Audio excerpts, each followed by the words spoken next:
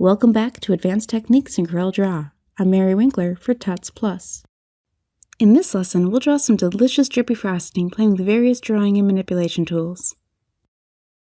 Let's continue where we left off in the previous lesson. Creating a delicious donut. I'm going to unhide my original drippy frosting in the Object Manager so you have a good idea of what we're creating. Over in the toolbox, we're going to use the freehand tool for this one. Even if you're using a mouse to draw, we can adjust its settings so it's more forgiving and renders smooth lines compared to jagged ones. Double-click the freehand tool and you'll come up with the toolbox options. In the menu, select Freehand Bezier tool to adjust its settings. I've set my corner threshold to 5 pixels, straight line threshold to 5 pixels, and auto join to 1 pixel. You may want to lower the threshold of some of these settings if you're using a mouse versus a graphic tablet, so that will definitely be your choice. Using the freehand tool, start to draw a wiggly scallop shape around the inside of the donut. How drippy or scalloped it is entirely up to you. You can use the shape I created on the left as a guide. Watch and follow along with the donut on the right or create your own unique shape. Once done, use the zoom tool to zoom in and make sure those beginning and ending nodes have joined. If they haven't, you can easily do so with the pen tool. Select the origin node and then the ending node with it, and you'll find your curve is no longer open. In the case of my shape, the nodes need some adjustment. Select the node you don't want with the Shape tool and hit Delete Node in the property bar. Now, my wiggly curvy shape is mostly circle-like versus cutting inward toward the middle, which is something that I want. This isn't quite the shape I wanted for my frosting object. It's not nearly drippy enough, and some portions are just a bit too angular. We're going to manipulate the curve's path. Grab the Smooth tool, found in the Shape tool flyout, and drag it around the edge of your frosting. Now my Smooth tool is set to 1 inch for the size and 100 for the smoothing.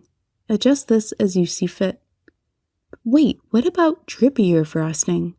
Grab the Smear tool, also within the Shape tool flyout, and manipulate your frosting contour. Do it too much and it'll be smeared wildly, too little and there won't be much of a change. Interactive tools like this are all about creating organic objects. Get messy with vector. Set the Smear tool to Smooth Smear and get some more bumps and ridges and scallops in the contour. Then, switch back to the Smooth tool to even out your frosting. Using these tools in conjunction with each other really helps create fantastically delicious donut frosting for our illustration. Whenever you're satisfied with your frosting shape's contour, you can move on to the next part of this lesson, which is to cut a hole in the frosting. Much like the donut, we'll use the shaping docker to accomplish this. For now, I'm setting the fill to none so I can better see the donut hole and get an idea of what I want my cutout shape to be.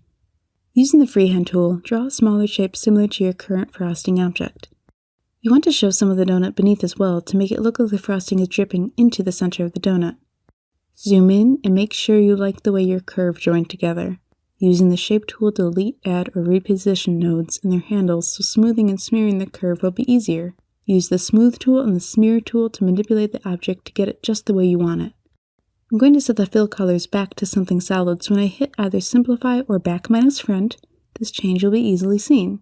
Select both objects and apply your shaping effect in the shaping docker. I hit Simplify and then deleted the unnecessary object. From here you can decide whether or not you like your frosting shape enough to move on to rendering it or refining it further. I want to add some bits onto my frosting shape. Using the freehand tool, I'll draw these additional shapes as complete objects over my current frosting. Make sure all additional shapes are closed curves and position them so they're overlapping the portions of the frosting you want to weld them to. If you hit weld without making sure the newly drawn shape is closed, you'll only end up with a portion of the shape connected in the way you wanted. Always make sure your curves are closed and nodes are joined when you want them to be complete shapes. Alternatively, you can also play again with the smear and smoothing tools. How you create organic shapes is up to you. I like to work quickly and freely with tools that let me create unpredictable curves as though I was really frosting a donut or letting icing melt and move over an organic surface. When you're satisfied with your icing design, you can move on to the next lesson. Thank you so much for joining me in this lesson on drawing unpredictable organic shapes. In our next lesson, we'll work on rendering the frosting and explore some quick techniques for working with and choosing colors.